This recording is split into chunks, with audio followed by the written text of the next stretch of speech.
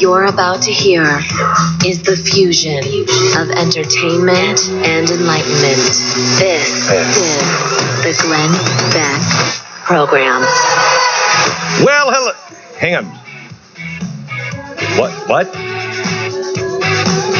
Are you sure? Hello, America. I'm sorry. I was just told that Ruth Bader Ginsburg died, and what?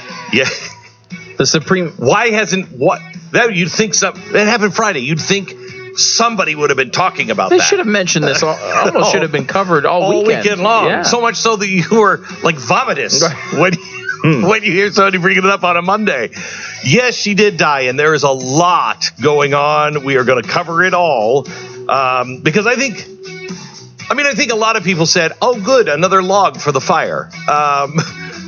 But some people reacted even worse than that. Here's my favorite reaction from hearing the news of Ruth Bader Ginsburg dying. Holy you guys! I'm driving in a car, but I just got a notification that Ruth Bader Ginsburg died! Could this year get any Ruth! You just had to make it to 2021! This is the Glenn Beck Program.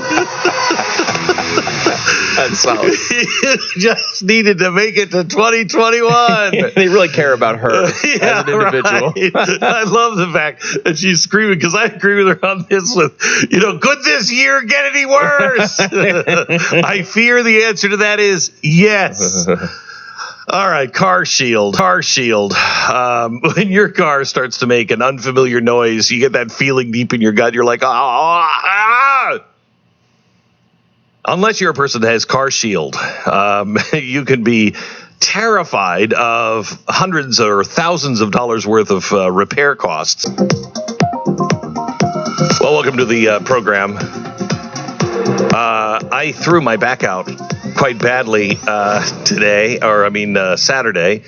And so I just want to warn you, everything that says don't operate heavy machinery, I am taking right now. Mm-hmm. And I know Sarah and Stu are both near a dump button in case I just decided to get really honest with you today. And you should definitely place the control of your career and livelihood in our hands. Yes, because we will take care of you. No, I know. If it goes down a wrong road, don't worry. We'll make sure to get that at dump button. So I'm on muscle relaxers that just make me feel a little but take that for what it's worth. Okay, I think we just need to start with, first of all, the president finding out while being asked a question by the press. He comes right off of the stage from a rally, and they're playing Elton John in the background. So if you don't know this already, it wasn't something they added. But he comes right off the stage, and everything. Seeing it, I'm like, oh no, wait, what is he gonna say? Everything that he said is exactly what you've ever wanted from Donald Trump. Listen. Yeah. Walks up to the press. She just died? Wow. I didn't know that. You're telling me now for the first time. She led an amazing life. What else can you say? She was an amazing woman. Whether you agreed or not, she was an amazing woman who led an amazing life. I'm actually sad to hear that. I am sad to hear that. Thank you very much. So absolutely true and fantastic. Now, I don't believe he didn't know because he had to, he had to tell him to up the morphine just to push it. No, I'm kidding. No. But that is the way the president should have reacted. And I think that's the way everybody reacted. Well, I was out to dinner with a bunch of friends on Friday, and none of us were wearing masks. I mean, we wore a mask while we were standing up to come in and out. But then when we sat down, they said we could take our masks off, which made total sense. It's a COVID-free zone when you're sitting at a restaurant table. Yeah, mm-hmm. Right. So anyway, we were at dinner, and my first reaction was, oh, no. Oh, no. Oh, no. Not another log on the fire. This is a big, big log. This is the Yule log. This is the third log that Doc Brown put into the steam engine right before it went off the bridge. Yeah, this is the last log. This is number 3. So my reaction was that first. And then I told everybody at the table that she had just died, and everybody did the same thing. That's sad. Sorry to lose her. And especially at this time. And it's not like we didn't like her rulings. No, I mean, look, she was you mourn for her family and the people who knew her, and I want people to live. I actually respect all human life, so would want everyone to be alive. Doesn't seem to be the opinion of a lot of people these days. But, I know. But I will say, as a Supreme Court justice, she was obviously terrible. Well, what makes you say that? And she was on the wrong side of literally every single issue.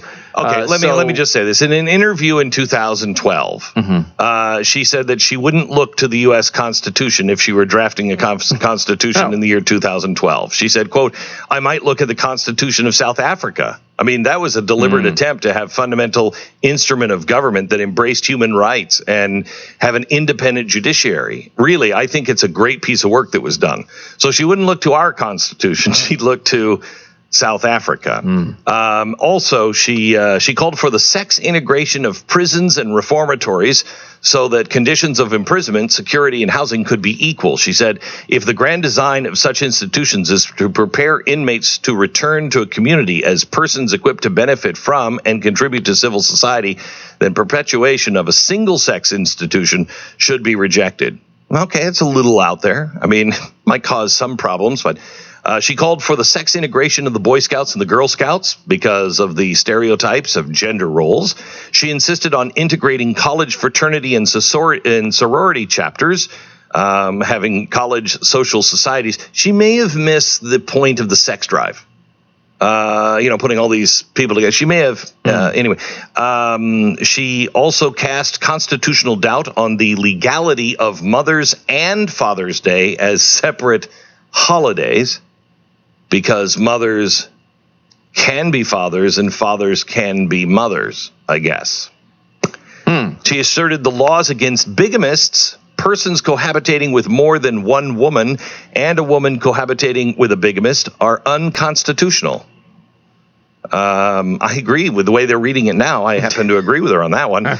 She objected to laws against prostitution because prostitution as a consensual act between adults is within the zone of privacy protected by recent constitutional decisions. She's right about that. The way it's being interpreted now. Well, thanks to her, right? I mean, she's a big reason it's being interpreted that way. Right. She also said that the concept of a husband breadwinner and wife homemaker must be eliminated from the code if it's to reflect an equality principle. She called for a comprehensive program of government-supported child care. She also wrote that the Mann Act, listen to this, that punishes those who engage in interstate sex traffic of women and girls.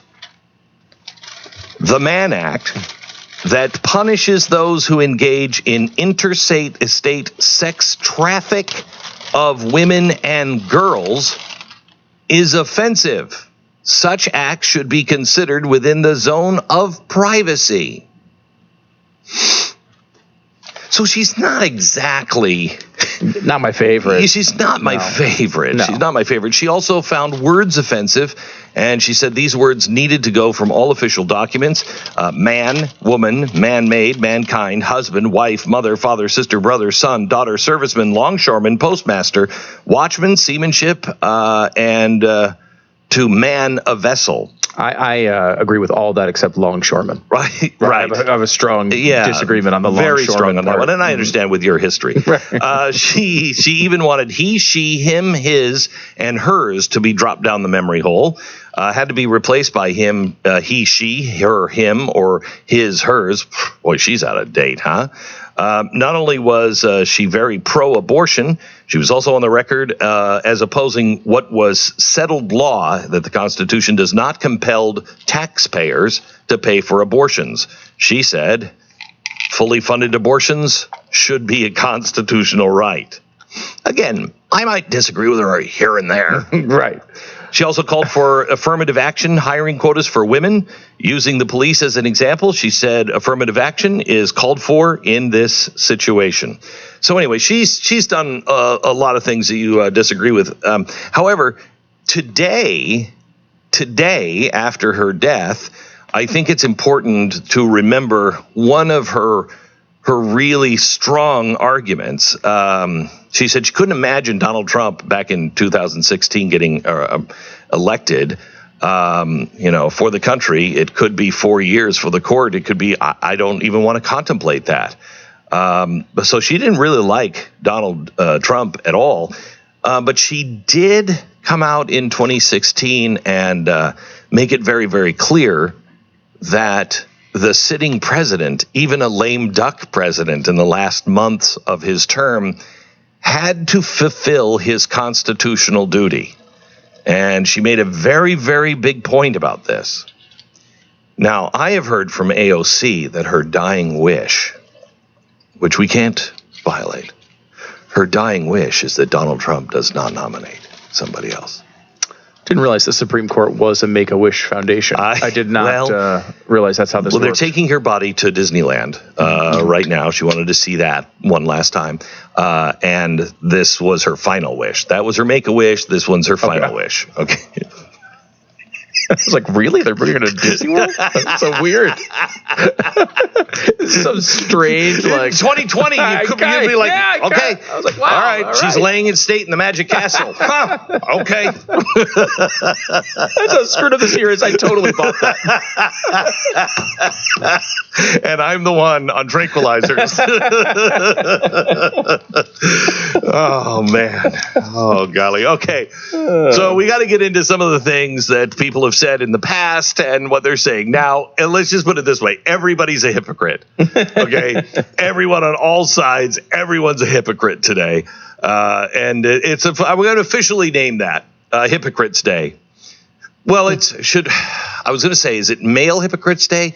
And then tomorrow should be female, or would that be constitutional? Can we separate them like that? I'm really not sure. All right. Our sponsor this half hour is